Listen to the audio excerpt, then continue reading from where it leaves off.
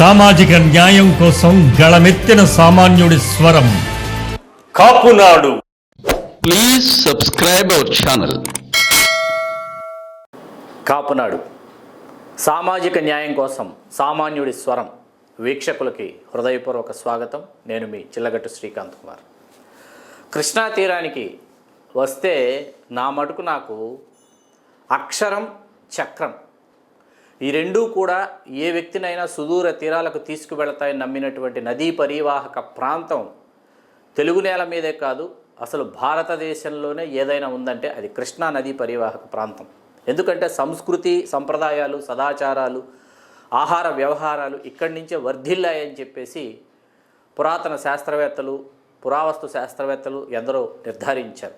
ఎందుకంటే ఇవాళ మనం చూస్తున్నటువంటి కృష్ణా తీరం చాలామందికి తెలిసింది ఏంటంటే కృష్ణా జిల్లా అంటే 17 నియోజకవర్గాలకి సంబంధించినటువంటి కృష్ణా జిల్లా అనుకుంటారు, కానీ కాదు. కృష్ణా జిల్లా అంటే part of West Godavari, present part of West Godavari నుంచి part of Prakasam district Ongole దాకా ఇదంతా కృష్ణా మండలమే. కృష్ణా నది ప్రవహించినటువంటి ఆ ప్రాంతం అంతా కూడా ఒకప్పుడు కృష్ణా మండలంగానే పిలువబడింది.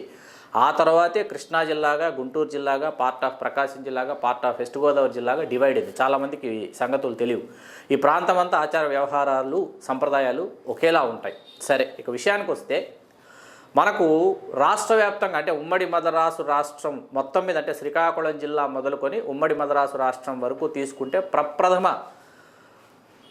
మహాజన సభ, ఒక మహాసభ కులస్తులందరూ ఏకతాటి మీదకు వచ్చి నెరవేర్చుకున్నటువంటి తమ కళని నిర్వహించుకున్నటువంటి సభని ఏదైనా చరిత్రలో మనకు తొంగి చూస్తే కనిపించేది కృష్ణా జిల్లా బందరులో 1923 సంవత్సరంలో అర్రా కృష్ణారావు గారు, చలికొండ నారాయణ స్వామి గారు వాళ్ళ నేతృత్వంలో జరిగినటువంటి సభ. ఆ సభ జరగడానికి 10 సంవత్సరాల పాటు వాళ్ళు కృషి చేశారంటే చాలా ఆశ్చర్యం కలుగుతుంది.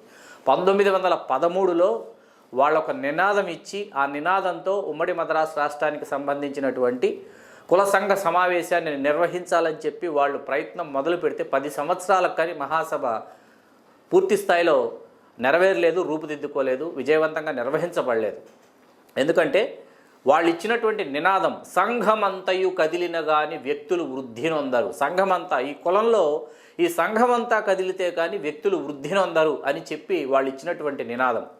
ఆ నినాదం అంత క్రితం పగడాల శైలం నరసింహుల నాయుడు గారు బలిజివారి పురాణంతోనూ, ఆ తర్వాత బలిజికుల చరిత్రతో కంటే నారాయణ దేశాయి గారు, అట్లాగే ఆంధ్రదేశము బలిజిలు అనే గ్రంథంలో దుమ్ము గురుమూర్తి నాయుడు గారు, బలిజి వంశ ధర్మానుక్రమణికలో పూల రామస్వామి నాయుడు గారు, ఇట్లా వీళ్ళందరూ కూడా ఎంతోమంది మహానుభావులు, అలాగే అలందూరు రాజమన్నార నాయుడు గారు, బలిజ వంశేతిహాసం, వీళ్ళందరూ కూడా కుల చరిత్రలు రాసినటువంటి మహానుభావులు. కుల సంఘాలు, కుల సంఘ సమావేశాలు మరీ ముఖ్యంగా 1945 సంవత్సరంలో ఏర్పడి తెలగ మహాజన సంఘంగా విరాజిల్లినటువంటి కృష్ణా జిల్లాకు సంబంధించినటువంటి సంఘం కూడా విజయవాడలో చాలా ప్రాతినిధ్యం ఉన్న ప్రత్యేకమైనటువంటి పాత్రని కుల సంఘ సమావేశాల్లో పోషించింది. అయితే ఇదంతా 1980 దశకానికి ముందు.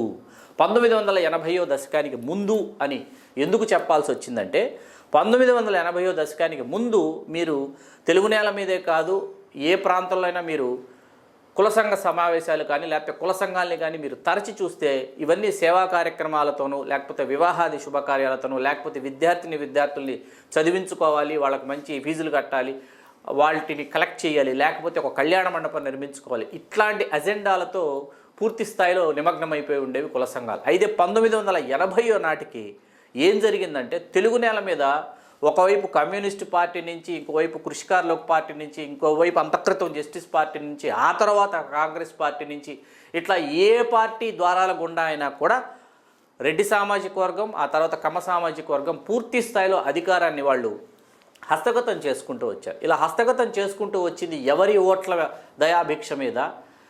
ఏ శక్తులు, ఏ ఓటర్లు అయితే సంఖ్యాపరంగా బలంగా ఉన్నారో మన కులస్తులతో పాటు ఆంధ్రదేశంలో తెలగలుగా, కాపులుగా, బలిజలుగా, ఒంటర్లుగా పిలువబడుతున్నటువంటి మనం ఉత్తరాంధ్రలో తూర్పు కాపులైతేనేమి, తెలంగాణలో మున్నూరు కాపులైతేనేమి, ఈ సోదర సోదరీమణులందరి సంఖ్యాబలంగా సింగిల్ లార్జెస్ట్ నంబర్గా కనిపిస్తున్నటువంటి కమ్యూనిటీ ఓట్సు, ఆ తర్వాత ఉన్నటువంటి బీసీ, ఎస్సీ, ఎస్టీ, మైనారిటీ ఓట్స్తో ఈ రెండు కులాలు హస్తగతం చేసుకుంటూ అధికారాన్ని వచ్చిన తర్వాత మనకు జనాభా దామాష ప్రకారం మనకు లభిస్తున్నటువంటి స్థానాలేంటి, మనం ఏ స్థాయిలో ఉన్నామని చెప్పేసి 1978 నాటికి మిరియాల వెంకట్రావు గారు ఆయన తన ప్రయాణాన్ని మొదలుపెట్టి ఆ ప్రయాణంలో భాగంగా రాష్ట్ర వ్యాప్తంగా ఆయన పర్యటించి తన అనుచరులతో తన సహచరులతో తన ఐడియాలజీకి దగ్గరగా ఉన్నటువంటి ఎంతోమందితో ఆయన కలిసి చర్చలు జరిపి ఆయన వచ్చిన తర్వాత మీకు 1982 నాటికి, ఎందుకంటే 1978లో మర్రి చెన్నారెడ్డి గారు ఆయన రాష్ట్ర ముఖ్యమంత్రి పీఠం మీద ఆయన అధిరోహించబడిన తర్వాత ఆయన తర్వాత అంజయ్య గారు, ఆ తర్వాత భవనం వెంకటరామరెడ్డి గారు, ఆ తర్వాత కోట్ల విజయభాస్కర్ రెడ్డి గారు, వరుసగా వీళ్ళు నలుగురు ముఖ్యమంత్రులు అయినటువంటి నేపథ్యం మనకు కనిపిస్తుంది. ఒకే సామాజిక వర్గానికి చెందిన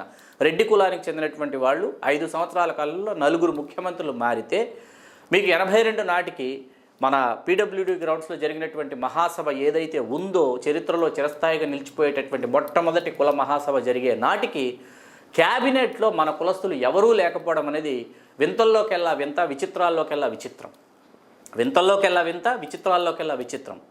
ఇది గమనించి అప్పటి శాసనమండలి సభ్యులు మేధావి అయినటువంటి కంచర్ల కేశవరావు గారు, కేకేగా సుప్రసిద్ధులు, అట్లాగే ఇంకా కొంతమంది కుల సంఘ పెద్దలందరూ కలిసి బిర్యాల వెంకటరావు గారు కావచ్చు, అట్లాగే మన గాళ్ళ వెంకయ్యనాయుడు గారు కావచ్చు, రేమాల కేశవరావు గారు కావచ్చు, చిలంకుర్తి అంబులు గారు కావచ్చు, వీళ్ళందరూ కలిసి ఏం చేశారంటే విజయవాడలో ఒక మహాసభ నిర్వహించాలి. ఎందుకంటే రంగా గారు అప్కమింగ్, పొలిటికల్గా హీఈస్ అప్కమింగ్.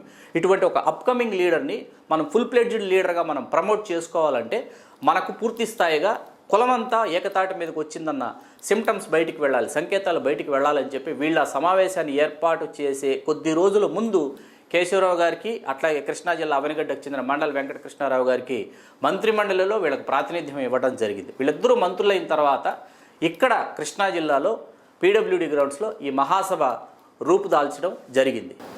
పంచకర్ల దానయ్య నాయుడు గారు, యడమా వీరయ్య గారు, రేమాల కేశవరావు గారు, గాజుల నారాయణరావు గారు, జక్కా పాపారావు గారు, తోట పార్వతీశ్వరరావు గారు, గాళ్ళ వెంకయ్య నాయుడు గారు, చిలంకుర్తి అంబులు గారు, వీళ్ళందరూ కూడా ఆ రోజు ఆ కార్యక్రమం విజయవంతం కావాలని ఎంతగానో వాళ్ళు కృషి చేశారు. అయితే ఈ కార్యక్రమం నెరవేరాలంటే, అంటే పీడబ్ల్యూడీ గ్రౌండ్స్లో జరుగుతుంది కాబట్టి పోలీస్ పర్మిషన్స్ కానీ ఇతరత్ర పర్మిషన్స్ కోసం ఒక పొలిటికల్ బ్యాక్గ్రౌండ్ ఉన్నటువంటి పర్సనాలిటీ కోసం వాళ్ళు వెతికి ఆ రోజు కాంగ్రెస్ పార్టీలో ప్రముఖంగా ఉన్నటువంటి జిల్లాలో పిళ్ళా వెంకటేశ్వరరావు గారిని వాళ్ళు స్వాగతించి ఆ కార్యక్రమానికి సంబంధించినటువంటి ఆ పర్మిషన్స్ అన్ని తీసుకోవడం కోసం ఆహ్వాన సంఘం అధ్యక్షుడిగా పిళ్ళా వెంకటేశ్వరరావు గారిని నియమించడం జరిగింది. అయితే చాలామందికి తెలియనటువంటి విషయం ఏంటంటే పిళ్ళా వెంకటేశ్వరరావు గారే కాపునాడు ప్రారంభించారని. కాపునాడు ప్రారంభించబడింది 1988లో. మనం 1982లో జరిగినటువంటి మహాసభ గురించి మనం మాట్లాడుకుంటున్నాం కాబట్టి కాపునాడు ఆయనతోనే ప్రారంభమైందని చాలామంది తెలియక చెప్తుంటారు. అది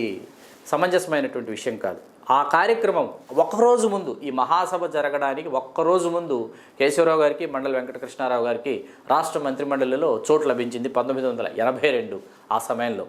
ఇక్కడ ఆ మహాసభ విజయవంతం కావడంతో దాదాపు 2 లక్షల మంది ఆ రోజు పీడబ్ల్యూడీ గ్రౌండ్స్ క్రిక్కిరిసిపోయి, మరీ ముఖ్యంగా మన ఇంటి ఆడపడుచు అయినటువంటి తిరుమల శెట్టి మంజు భార్గవి గారు, ఆవిడ శంకరాభరణం ఫేమ్ మీ అందరికీ తెలుసు, ప్రత్యేకించి పరిచయం చేయాల్సినటువంటి అవసరం లేదు. ఆవిడ కూచిపూడి కార్యక్రమాన్ని ఏర్పాటు చేస్తే ఆవిడ మొత్తం సిద్ధమై మేకప్తో సహా సిద్ధమైన తర్వాత ఆ జన ప్రభంజనానికి అందరూ చాలా కంగారు పడిపోయి అసలు మహాసభ జరగాలి, ఉపన్యాసాలు వినాలి, ప్రసంగాలు వినాలని చెప్పేసి, ఎందుకంటే రంగా గారిని లీడర్గా ఫోకస్ చేస్తున్నటువంటి మా నాయకుడు వచ్చాడని చెప్పేసి మనం ఫోకస్ చేస్తున్నటువంటి టైం అనమాట అది. ఎందుకంటే రాష్ట్రంలో ఉన్నటువంటి పెద్దలందరూ, అటు కేశవరావు గారు, ఇటు మిర్యాల వెంకటరావు గారు, ఇట్లా అందరూ ఏంటంటే, అటు పి శివశంకర్ గారు, వీళ్ళందరూ కూడా ఏంటంటే వెన్నుదన్నుగా నిలిచి ఈ కార్యక్రమం విజయవంతం కావాలని చెప్పి ఆ కార్యక్రమాన్ని జయప్రదం చేశారు.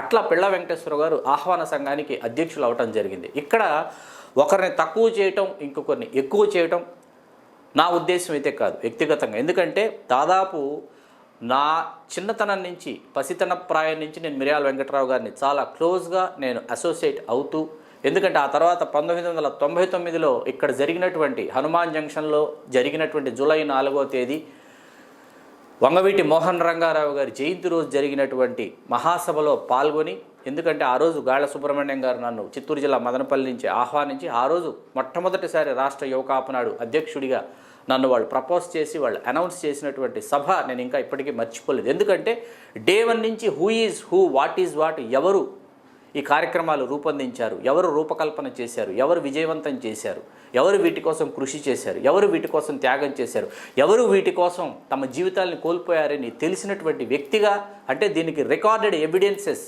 రికార్డెడ్ విట్నెస్గా ఉన్నటువంటి వ్యక్తిగా నేను మాట్లాడుతున్నాను. ఎందుకంటే రంగా అనే ఒక మహాశక్తిని, ఒక మహా వ్యక్తిని, ఒక మహానాయకుడిని ఎక్స్పోజ్ చేయడానికి, ఫోకస్ చేయడానికి చేసినటువంటి కార్యక్రమం మాత్రమే కాదు, రాష్ట్రంలో ఉన్నటువంటి కులస్తులందరూ కూడా ఏకతాటి మీదకు రావాలి, ఒక నినాదంతో ముందుకు రావాలి. ఇంత క్రితం చెప్పినట్టు కుల సంఘాలు అప్పటిదాకా రాజకీయాలతో ముడిపడి లేవు. కుల సంఘాలు మొట్టమొదటిసారి రాజకీయాలతో పెనవేసుకుపోయినటువంటి సందర్భం. అయితే కృష్ణా జిల్లాలో పెనంనేని కోటేశ్వరరావు గారి వర్గం ఒక వర్గం. ఆ వర్గం ఎట్లా ఉండేదంటే, పెనంనేని కోటేశ్వరరావు గారు అప్పుడు ఆ 82 తర్వాత మీకు 1983 జనవరి 9న తెలుగునాట తెలుగుదేశం పార్టీ అధికారంలోకి వచ్చినా కూడా పెనంనేని కోటేశ్వరరావు గారు తమకున్నటువంటి కుల సమీకరణలలో భాగంగా వాళ్ళు సయోధ్య కుదుర్చుకొని జిల్లా పరిషత్ రాజకీయాలు అయితేనేమి, డీసీసీబీ రాజకీయాలు అయితేనేమి, ఇవన్నీ కూడా చాలా హాయిగా సవ్యంగా వాళ్ళు సాగించుకుంటూ వెళ్ళినటువంటి నేపథ్యంలో వంగవీటి మోహన్ రంగారావు గారు ఆయన తనదైనటువంటి గొంతుక, తనదైనటువంటి బాణి. ఇక్కడ నేను ఒకటే ఒక విషయం చెప్తాను. 1984లో ఆగస్టు సంక్షోభంలో ఎన్టీ రామారావు గారు పదవీచ్యుతులై ఆయన ఆ తర్వాత శాసనసభని రద్దు చేసి ఆయన మళ్ళీ 1985లో ఎన్నికలకు వస్తే అప్పుడున్నటువంటి ప్రభంజనం, తెలుగుదేశం పార్టీ నిజంగా ప్రభంజనంలో ఉన్నటువంటి సమయంలో విజయవాడ తూర్పు నియోజకవర్గ శాసనసభ్యుడిగా వంగవీటి మోహన రంగారావు గారు కాంగ్రెస్ పార్టీ అభ్యర్థిగా ఆయన విజయం సాధించారంటే ఒక్కసారి రంగా గారి ఇమేజ్, రంగా గారి చరిష్మాని మనం ఊహించుకోవచ్చు. ఎందుకంటే ప్రజల మనిషి, పీడిత తాడిత బడుగు బలహీన వర్గాలు అందరూ కూడా తమవాడంటూ ఆమోద ముద్ర వేసినటువంటి వ్యక్తి, తమవాడిగా ఓన్ చేసుకున్నటువంటి వ్యక్తి, సొంతం చేసుకున్నారు వంగవీటి మోహన్ రంగారావు గారిని. ఎందుకంటే అంత క్రితం వంగవీటి రాధాకృష్ణ గారిని కోల్పోయాం మనం. కోల్పోయిన తర్వాత రంగా గారిని కోల్పోకూడదు, రంగా గారి వెంట మనం నడవాలి, ఆయన మాట మనకు శిలాశాసనమని రాష్ట్రేతర ప్రాంతాల్లో ఉన్న కులస్తులు మాత్రమే కాదు, పీడిత తాడిత బడుగు బలహీన వర్గాలు అందరూ కూడా ఆయన వెంట నడిచినటువంటి సందర్భం అది, ఒకానొక చారిత్రక సందర్భం. ఎందుకంటే ఈ విషయాలు భావితరాలకు తెలియజేయాల్సినటువంటి బాధ్యత మా తరం మీద ఉంది, ఖచ్చితంగా మా తరం మీద ఉంది. కాబట్టే కాపునాడు ఛానల్ ద్వారా ఈరోజు ఈ నిజాల్ని వెలికి తీసి వీటిని మీకు అందించేటటువంటి ఒక బృహత్తరమైనటువంటి ప్రయత్నం చేస్తున్నాం. కృష్ణా జిల్లా రాజకీయాలు మనం తరచు చూస్తే ఎట్లా ఉంటుందంటే, బందరు శాసనసభ్యులుగా, బందరు లోక్సభ సభ్యులుగా మన వాళ్ళు గెలిచినటువంటి చరిత్ర తీసుకుంటే మనకు అవకాశం వచ్చి మనం గెలిచినటువంటి సందర్భాలతో పాటు వేరే సామాజిక వర్గం వాళ్ళు వచ్చి బందరు లోక్సభ స్థానాన్ని కావచ్చు, బందరు శాసనసభ స్థానాన్ని కానీ ఆక్రమించినటువంటి సందర్భాలు కోకొల్లలుగా మనకు కనిపిస్తాయి. అంటే మన స్థానాలు అనుకున్న చోట కూడా మనకు ప్రత్యేకించి శత్రువుల్ని తయారు చేయడము, ప్రత్యర్థుల్ని తయారు చేయడము చేస్తూ వచ్చారు. ఎందుకంటే సర్దార్ కొలిపర వెంకటరమణయ్య నాయుడు గారితో మొదలుపెట్టి, గుండాబత్తుల ఆంజనేయులు గారితో మొదలుపెట్టి, రాళ్లపల్లి అచ్యుతరామయ్య గారు, వడ్డి రంగారావు గారు, పేర్ని కృష్ణమూర్తి గారు, ఇట్లా చెప్పుకుంటూ పోతే ఈవేళ పేర్ని వెంకటరామయ్య నాని గారి దాకా అంబటి బ్రాహ్మణయ్య గారు మధ్యలో వీళ్ళందరూ కూడా శాసనసభకు ప్రాతినిధ్యం వహిస్తే, సనకా బుచ్చిగోటయ్య గారితో మొదలు పెడితే ఈవేళ ఉన్నటువంటి వల్లభనేని బాలశౌరి గారి దాకా మధ్యలో మేడూరు నాగేశ్వరరావు గారు చేశారు, కైకాల సత్యనారాయణ గారు చేశారు. ఇట్లా ఎంతోమంది బందరు లోక్సభ స్థానం నుంచి విజయవంతంగా రాజకీయాల్లో రాణించినటువంటి నేపథ్యం కనిపిస్తుంది. తిరువూరు జనరల్ నియోజకవర్గం ఉన్నప్పుడు పేట రామారావు గారు, పేట బాపయ్య గారు తండ్రి కొడుకులు వాళ్ళిద్దరు కూడా శాసనసభ్యులుగా కొనసాగినటువంటి చరిత్ర కనిపిస్తుంది. అట్లాగే కైకలూరుకు వస్తే కమ్మిలి మంగతాయారమ్మ గారు, కమ్మిలి వెంకటప్పారావు గారు, చెన్నంశెట్టి పాండురంగారావు గారు, వాళ్ళు ముగ్గురు మొత్తం 4 సార్లు శాసనసభకి ప్రాతినిధ్యం వహిస్తే ఈవేళ అంటే దాదాపు 30 సంవత్సరాల తర్వాత దూలం నాగేశ్వరరావు గారు 2019లో ఆయన శాసనసభకి ఎన్నిక కావడం జరిగింది. అలాగే అవనిగడ్డ నియోజకవర్గానికి వెళితే అటు మండల వెంకటకృష్ణారావు గారు, సింహాద్రి సత్యనారాయణ గారు, అంబటి బ్రాహ్మణయ్య గారు, అంబటి శ్రీహరిప్రసాద్ గారు, ఇప్పుడు సింహాద్రి రమేష్ బాబు గారు, ఇట్లా. అలాగే విజయవాడ సిటీకి వస్తే వంగవీటి మోహన్ రంగారావు గారి తర్వాత, బాగా వినండి, వంగవీటి మోహన్ రంగారావు గారికి ముందు విజయవాడ తూర్పు నియోజకవర్గం కేవలం కమ్మ సామాజిక వర్గం చేతుల్లోనే ఉంది. బాగా వినండి, ప్రత్యర్థి అయినా విజేత అయినా కమ్మ సామాజిక వర్గానికి చెందిన వారే. ఆ రూల్స్ని వంగవీటి మోహన్ రంగారావు గారు బ్రేక్ చేశారు, ఆధిపత్యానికి గండి కొట్టారు వంగవీటి మోహన్ రంగారావు గారు. ఆఫ్టర్ వంగవీటి మోహన్ రంగారావు గారు మళ్ళీ మీకు 2004లో ఆయన తనయుడు వంగవీటి రాధాకృష్ణ శాసనసభ్యుడు అవగలిగాడే, కానీ ఆ తర్వాత నుంచి కూడా మళ్ళీ ఈ నియోజకవర్గం ఎవరి చేతుల్లో ఉందో ఒక్కసారి మీరు ఆలోచించండి. అంటే మనలో చైతన్యం లేదా, మనలో సమైక్యత లేదా, లేకపోతే మనం ఏకతాటి మీదకు రావడానికి మన ఆలోచన విధానంలో మార్పు రావాలా? ఒకసారి ఆలోచించండి. విజయవాడ నియోజకవర్గానికి వచ్చేటప్పటికి పరిస్థితి ఇది. అలాగే మల్లేశ్వరం, ఈవేళ మల్లేశ్వరం నియోజకవర్గం లేదు, పెడన నియోజకవర్గంగా మారింది. మల్లేశ్వరం నియోజకవర్గానికి వెళితే బోరగడ్డ నిరంజన్ రావు గారు, వాట్ ఏ స్టేచర్, ఎంత స్టేచర్ ఉన్నటువంటి పర్సనాలిటీ బోరగడ్డ నిరంజన్ రావు గారు. బోరగడ్డ నిరంజన్ రావు గారు 3 పర్యాయాలు, పిన్నింటి పమడేశ్వరరావు గారు 2 పర్యాయాలు, ఆ తర్వాత బోరగడ్డ వేదవ్యాస్ గారు 2 పర్యాయాలు. అలాంటి మల్లేశ్వరం నియోజకవర్గం ఈరోజు ఏమైపోయింది? కనుచూపు మేరలో కనిపించట్లేదు. ఇక్కడ ఆనందించాల్సినటువంటి విషయం ఏంటంటే జగ్గయ్యపేట నియోజకవర్గాన్ని వరుసగా 5 ఎన్నికల నుంచి హోరాహోరీగా తలపడుతూ 3 సార్లు విజయం సాధించినటువంటి సామినేని ఉదయభాను గారిని ఖచ్చితంగా మనం గౌరవించుకోవాల్సిన, కాపాడుకోవాల్సినటువంటి చారిత్రక ఆవశ్యకత ఇవాళ ఉంది. ఎందుకంటే సామినేని విశ్వనాథం గారు ఆ రోజు ఆయన వేసినటువంటి ఆయన అంకురం, ఆయన వేసినటువంటి విత్తు ఈరోజు మొలకై మానై మహావృక్షమైంది. సామినేని ఉదయభాను గారు నాన్నగారు సామినేని విశ్వనాథం గారు. ఇట్లా ఇంతమంది పర్సనాలిటీసు ఇక్కడ ఫైట్ చేస్తుంటే, యుద్ధం చేస్తుంటే ఉయ్యూరుకు వచ్చేటప్పటికి ఒకే ఒక్క పర్యాయం వంగవీటి శోభనాచలపతిరావు గారు. అంటే ఒకసారి 2 సార్లు లేకపోతే 3 సార్లు అని చెప్పుకుంటూ వెళ్ళటం తప్ప నాన్ స్టాప్గా కంటిన్యూస్గా 1952 ఆన్వర్డ్స్ 2019 వరకు కేవలం కమ్మ సామాజిక వర్గం మాత్రమే పోటీ చేస్తూ ఇవి మా నియోజకవర్గాలు అని చెప్పేసి గంపగుత్తగా అధికారాన్ని అనుభవిస్తున్నటువంటి రాజకీయ నేపథ్యం ఇవాళ కృష్ణా జిల్లాలో ఉంది. కృష్ణా జిల్లాలో, గుంటూరు జిల్లాలో ఉన్నటువంటి ఈ రెండింటిని ఒక యూనిట్గా తీసుకుంటే మన సామాజిక వర్గం యొక్క నిష్పత్తి ఎంత, జనాభా నిష్పత్తి కానీ ఓటర్ల నిష్పత్తి కానీ, ఈ పరిస్థితుల నుంచి, ఈ దుస్థితిలోంచి బయటపడాలంటే, రాజ్యాధికారాన్ని మనం అనుభవించాలంటే, రాజ్యాధికారాన్ని సొంతం చేసుకోవాలంటే, రాజ్యాధికారానికి చేరువ కావాలంటే వచ్చినటువంటి నాయకుల్ని కాపాడుకోవాల్సినటువంటి అవసరం మన మీద చాలా ఉంది. వంగవీటి మోహన్ రంగారావు గారిని మనం కాపాడుకోలేకపోయి ఉండొచ్చు భౌతికంగా, కానీ వంగవీటి రంగా గారి ఆశయ సాధనలో మనం ముందుకు వెళ్ళాలి. ఆశయ సాధనలో ముందుకు వెళ్ళాలంటే ఇంత క్రితం ఏం జరిగింది, ఇప్పుడేం జరుగుతోంది, భవిష్యత్తులో ఏం జరగబోతుందని చెప్పి ఒక రాజనీతిజ్ఞుల్లాగా ఆలోచించాల్సినటువంటి బాధ్యత మన సామాజిక వర్గం యొక్క భుజస్కంధాల మీద ఉంది. మళ్ళీ నెక్స్ట్ ఎపిసోడ్లో మరొక ఆసక్తికరమైన అంశంతో మిమ్మల్ని కలుస్తాను. మీ చిల్లగట్టు శ్రీకాంత్ కుమార్.